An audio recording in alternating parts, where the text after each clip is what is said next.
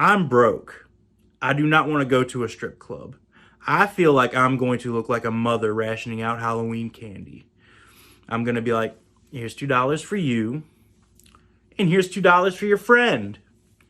Who are you supposed to be? A college student? That's cute. And you? A single mother? Spooky. So yeah, I'm not successful.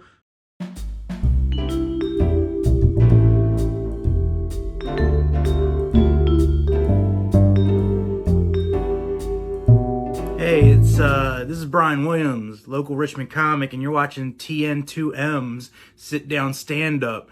If you like what you see, remember to hit the like, subscribe, hit the notifications bell, and go ahead and comment on this video, okay? My name is Bryan Williams, and I know what you're thinking. That's one handsome Mexican dude. Psych, I am a terrible looking Asian man.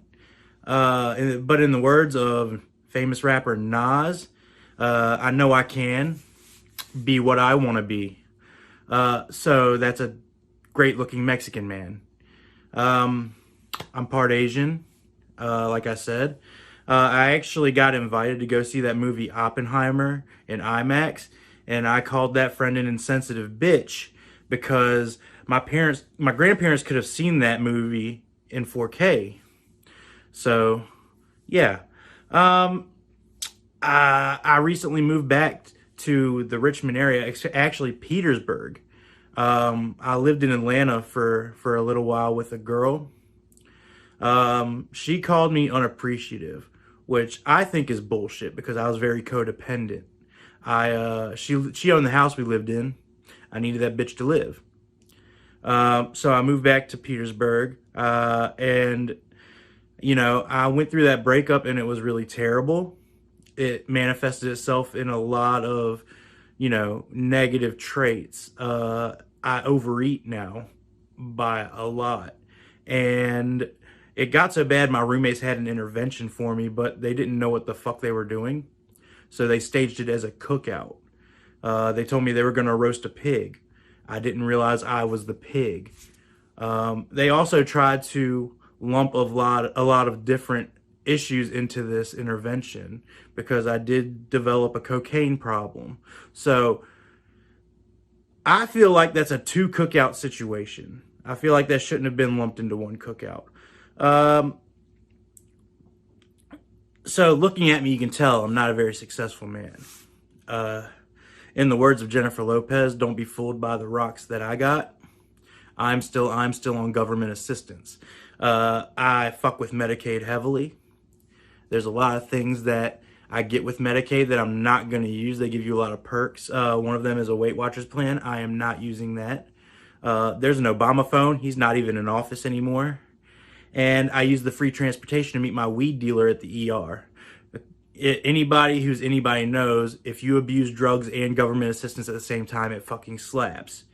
I'm actually so unsuccessful, me and a buddy went to Austin, Texas to check out the comedy scene and do a few shows. And I don't know if you know this about the decency laws in Virginia, but you cannot get fully nude in a strip club in Virginia. As soon as we get in the rental car in Austin, my buddy asks me, "Hey, Bryan, can they show pussy in Texas?" I'm broke. I do not want to go to a strip club. I feel like I'm going to look like a mother rationing out Halloween candy. I'm going to be like, here's $2 for you, and here's $2 for your friend. Who are you supposed to be? A college student? That's cute. And you? A single mother? Spooky. So yeah, I'm not successful. A little bit more about me. I was assigned skinny at birth. I transitioned to fat. I'm trans fat. My pronouns are Dor and Dash, unless I'm trying to buy a plane ticket, and then I'm they, them. No, I mean, I'm really trying to take care of my weight problem. I recently started a diet. I call it the cuck diet.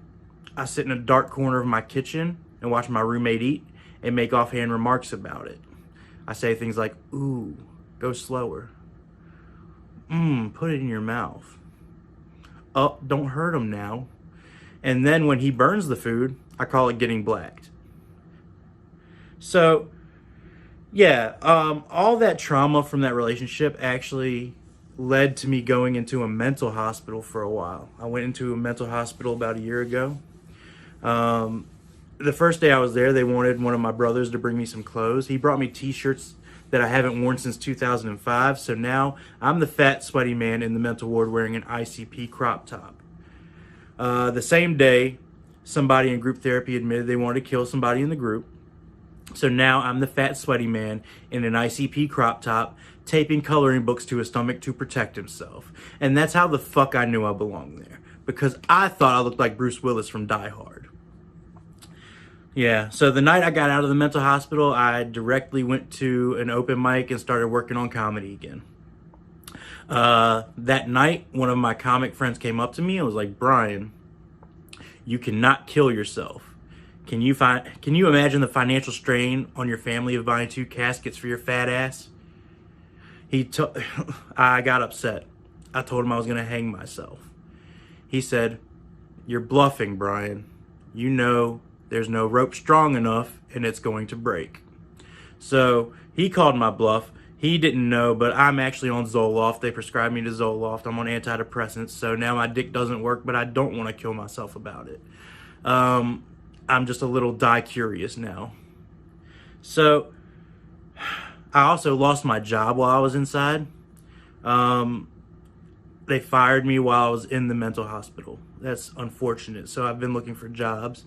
I've been going on interviews, and I really think the term essential worker got to people's heads during COVID because I went to an interview at Domino's, and the bitch that interviewed me said she was the head of crust development, and that's not a real fucking job. I cannot go to P.F. Chang's, have a bad meal, and then complain to the vice president about it. It's not how that shit works.